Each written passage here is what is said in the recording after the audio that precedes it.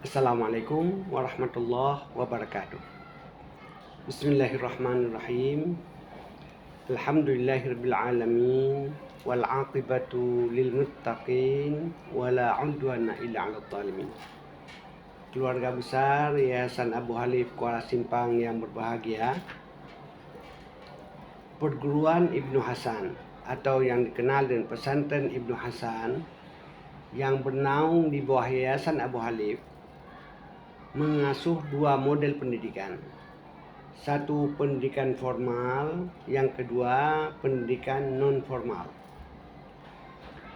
Pendidikan formal adalah bentuk SDIT dan insya Allah tahun depan kita akan buka SMPIT yang sebahagian santrinya akan berasrama di dalam dan sebahagian boleh pulang.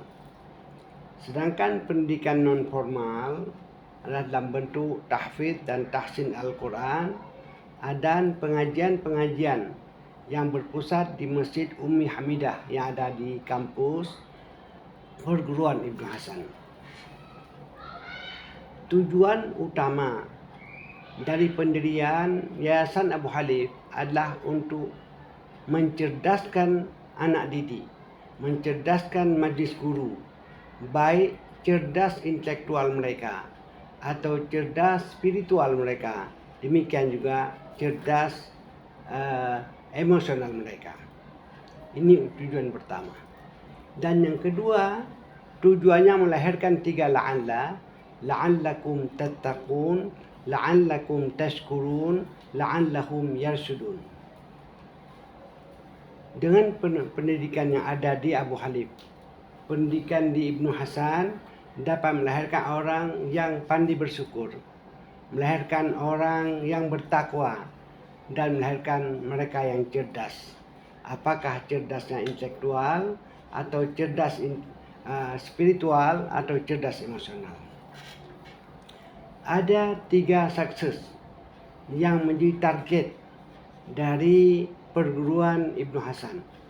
Ketiga sukses ini ditumpukan kepada tanggung jawab majlis guru dan pengurus yayasan. Yang pertama, sukses di dalam bidang pendidikan, mengajar dan belajar.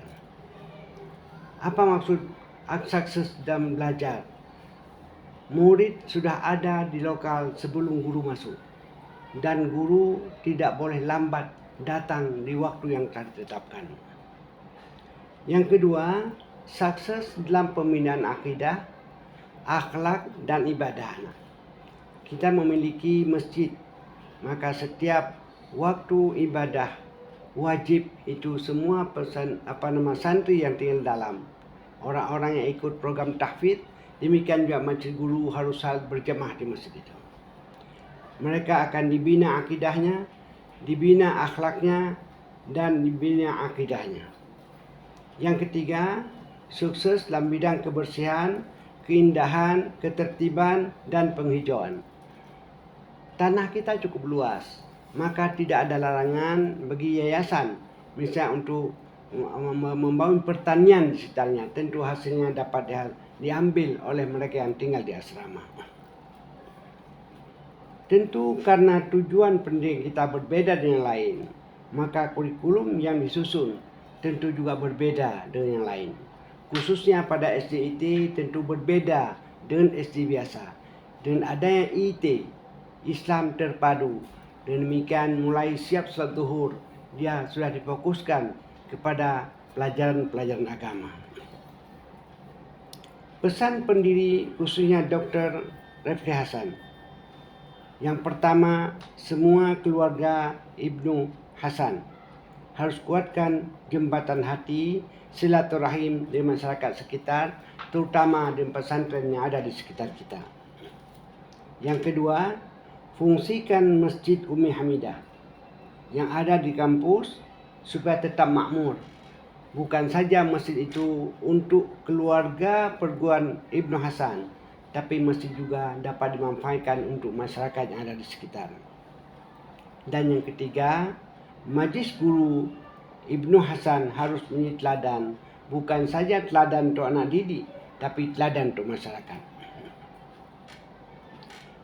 Suatu yang membanggakan kami pada akhir-akhir ini, banyak tokoh masyarakat sudah mendekati perguruan Ibnu Hasan. Saudara Dr. Muzakir Samidan, pimpinan Yayasan Universitas Tamiang, sering mendorong manusia yang lain, mendorong masyarakat untuk mengantarkan anaknya ke Ibnu Hasan. Beberapa orang yang ada di Dinas Syariat Kabupaten Tamiang juga sudah bergabung untuk memakmurkan masjid dan memakmurkan perguruan Ibnu Hasan. Bahagian yang terakhir yang ingin saya sampaikan kepada majlis guru, kepada keluarga perguruan Ibnu Hasan adalah kita amalkan firman Allah di akhir surat Al-Baqarah. La yukallifullahu nafsan illa usaha laha ma kasabat wa 'alaiha maktasabat rabbana la tu'akhidna in nasina aw akhtana sampai akhir ayat. Ada 3 hal yang sangat kita butuhkan untuk memajukan satu peradaban, termasuk memajukan perguruan Ibnu Hasan ini. Yang pertama, usaha, wawasan, kompetensi.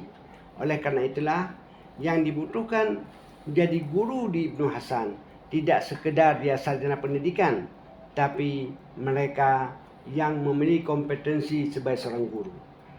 Sebelum dia diterima, dia harus dites dulu apakah dia bagus dia mengajar atau tidak. Karena yang menilai bukan saja yayasan, tapi wali murid akan menilai kemampuan guru. Masyarakat akan menilai kompetensi guru. Yang kedua, laha ma kasabat, etos kerja.